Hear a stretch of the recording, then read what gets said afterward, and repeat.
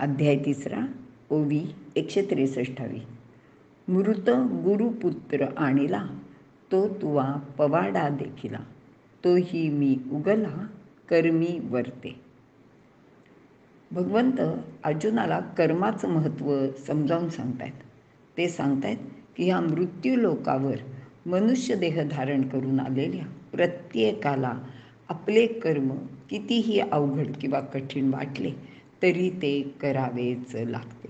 आणि याच संदर्भात ते सांगतायत की बघ, मी सुद्धा माझ्या सांदीपनी गुरूंना त्यांचा मेलेला मुलगा परत आणून देऊन, म्हणजे तो जिवंत करून परत आणून देऊन गुरुदक्षिणा म्हणून दिलेली आहे.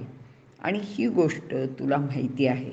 ही अशक्य वाटणारी गोष्टसुद्धा मी मुद्दा इथे केलेली आहे, कारण कर्म हे फार महत्त्वाचे आहे.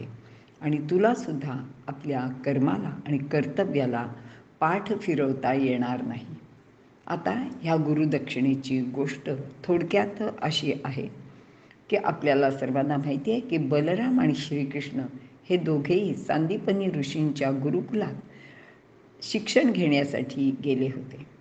खरे तर भगवंत हे पूर्णज्ञानी होते, पण लोकाचाराकरिता त्यांनी सांदीपनी ऋषींचे शिष्यत्व पत्करले होते. काही महिन्यातच त्यांना सर्व प्रकारचे ज्ञान प्राप्त झाले. आणि मग बलराम आणि श्रीकृष्ण यांचे शिक्षण पूर्ण झाल्यानंतर सांदीपनी ऋषींना त्यांनी आपल्या घरी जाण्याची परवानगी दिली. त्यावेळी भगवंतांनी सांदीपनी ऋषींना अत्यंत विनयाने नमस्कार करून विचारले की भगवान, म्हणजे आचार्य, आपली गुरुदक्षिणा मी दिलेली नाही, तर आपल्याला काय इच्छित असेल ते आपण माझ्याकडनं मागून घ्या. मी काय आपल्याला गुरुदक्षिणा म्हणून देऊ ते मला आपण सांगा. अर्थातच सांदीपनी ऋषींना याची पूर्ण कल्पना होती की हा श्रीकृष्ण जरी मानव देह धारण करून माझ्याकडे शिष्य म्हणून आलेला असला तरी हा प्रत्यक्षात भगवंताचा अवतार आहे.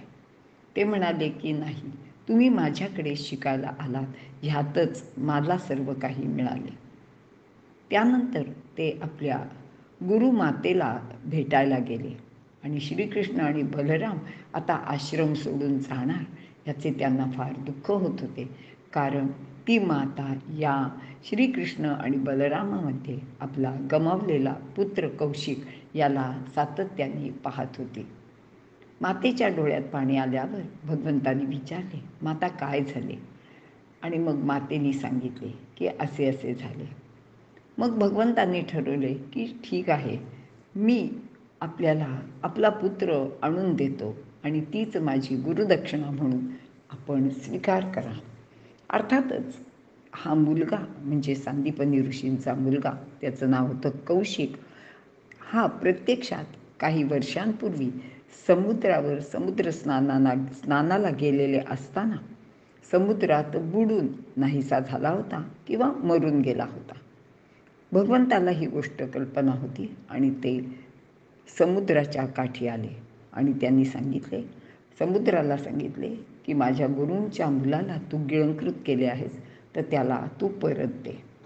समुद्राने सांगितलं की मी ह्याच्यात काहीच दोषी नाही आहे, कारण इथे एक शंखासूर नावाचा असुर आहे आणि त्यांनीच ही गोष्ट केलेली आहे आणि तो सर्वांना त्रास देतो.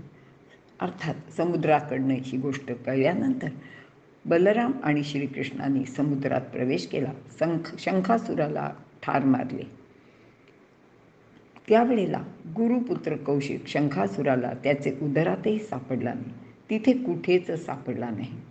मात्र तिथे त्याला असे कळले की प्रत्यक्ष हा कौशिक यमलोकात गेलेला आहे, त्याचा मृत्यू झालेला आहे. आणि मग भगवंत यमलोकात गेले आणि त्यांनी यमाला जाऊन सांगितले की अशा अशा कारणासाठी मी इथे आलेलो आहे आणि माझा जो गुरुबंधू आहे तो समुद्रात बुडून गेलेला आहे आणि त्यावेळेला तो तुझ्याकडे यमलोकात आलेला आहे. आता ह्या अशा विचित्र मागणीमुळे यमधर्माला फारच अवघड वाटले. तो म्हणाला की भगवान, आपण हे भलतंच काय करत आहात? एकदा मृत्यूलोकात आलेली व्यक्ती पुन्हा जिवंत करून मृत्यूलोकाला पाठवायचे म्हणजे संपूर्ण यमनियमांचाच भंग करायचा. कसं काय जमेल? तर भगवंत म्हणाले की मी कोण आहे हे तर तुला ठाऊक आहे आणि ही माझी आज्ञा आहे. आणि त्या आज्ञेप्रमाणे शेवटी यमधर्माने त्या मुलाला त्यांच्या हातात सुपूर्त केले. अर्थातच मग भगवंतांनी म्हणजे श्रीकृष्णांनी त्याला अभिमंत्रित जल शिंपून पुन्हा मनुष्य रूप देऊन सांदीपनी ऋषींच्या आश्रमात घेऊन आले.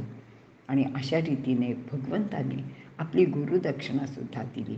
आता इथे खरे तर ही गोष्ट अशक्य वाटणारी होती, पण भगवंत कोणतीही गोष्ट करू शकत होता.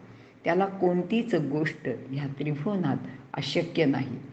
पण तरीसुद्धा अशी गोष्ट करताना त्यांनी कर्माचा आश्रय कधी सोडला नाही.